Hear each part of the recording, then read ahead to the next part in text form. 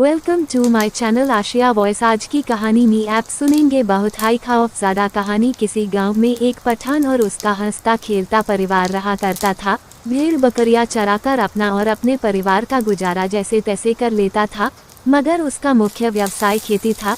इसके लिए समय पे बुवाई करना और खाद बीज डालना जरूरी है, और इससे भी ज्यादा महत्वपूर्ण बात बारिश का सही मात्रा में होना भी। कम और अधिक वर्षा दोनों ही फसलें बर्बाद कर देती है। 2-3 सालों तक उसको कम और उससे भी कम आमदनी हुई। इस कारण वो समय बुवाई भी नहीं कर सका। उसकी किस्मत ने उसको धोखा दिया। जिस साल उसने बुवाई नहीं की उसी साल अच्छी बारिश हुई। अब गुजारे के लिए जमींदार से ब्याज लिया तो उसे चुकाने के लिए काम की तलाश में बाहर जाना पड़ा। पीछे से जमींदार ने उसके पत्नी और एक बेटी को पैसों के लिए परेशान करना शुरू कर दिया। हद तो तब हो गई जब उसने पैसों की खातिर उसकी झोपड़ी में आग लगवा दी। इसी बीच पठान की बेटी ने जमींदार और उसके बेटे को वहां से भागते हुए देख लिया। दुर्भाग्य से उसकी पत्नी और बेटी दोनों उस आग से बच नहीं पाए। इधर पठान आया तो अब यहाँ उसके लिए कुछ नहीं बचा था। उसने हादसे का कारण जानने की कोशिश भी की, पर कुछ भी पता नहीं चल सका। पठान की हालत पागलों जैसी हो गई और वो जंगलों और पहाड़ों में भटकता रहता। एक दिन तंग आकर उसने आत्मदाह करने की सोच ली और दरिया के पास चला गया और अल्लाह की आखिरी इबादत में जुट गया। जैसे ही इबादत खत्म हुई तभी वहाँ से एक फकीर बाबा अल्लाह हूँ करते हुए जा रहे थे। वो उस पठान के पास आए और बोले, बेटा मैं जानता हूँ किस्मत ने तुम्हारे साथ बड़ा बेरहम मजाक किया है, लेकिन बेटा कुदरत के आगे किसकी चली है। बेटा तुम जो करने जा रहे हो वो अल्लाह की नज़रों में गुनाह है। पठान बोला, बाबा मैं जिक्र भी क्या करूं, मेरे जिंदगी में अब कुछ नहीं बचा है।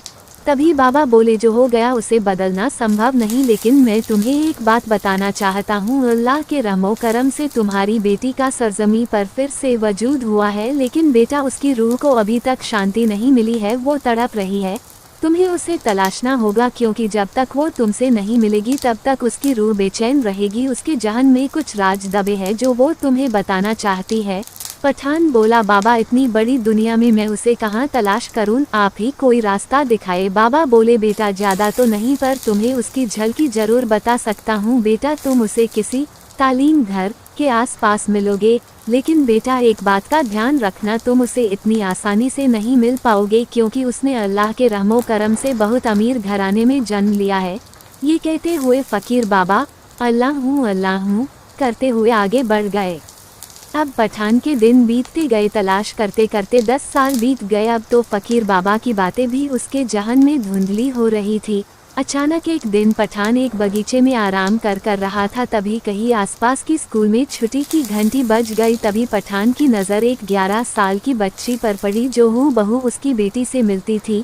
अब पठान को बाबा की कही हुई सारी बातें ताज़ा होने लगी। फिर थोड़ी देर में उस बच्ची के माता पिता उसको लेने आ गए और वो उनके साथ कार में चली गई। पठान रोज उस बच्ची को झाड़ियों के पीछे से देखता और उसमें अपने बच्ची को खोजने की कोशिश करता। एक दिन उस बच्ची की माँ ने पठान को देख लिया और वो पठान पर ध्यान देने लगी। उसे लगने लगा कि पठान उसकी बच्ची को बड़ा अजीब नज़रों से देख रहा था। वो बच्ची को लेकर चिंतित होने लगी। एक दिन उस बच्ची की माँ को आने में थोड़ी देर हो गई तो पठान ने उस बच्ची को पास बुलाया और स्नेह से उसके सिर पर फेरा और कुछ चीज़ें खाने के लिए दी। बच्ची खुश हो गई। उसकी हंसी में पठान ने अपनी बच्ची को देख लिया था। अब वो वहाँ से चला गया।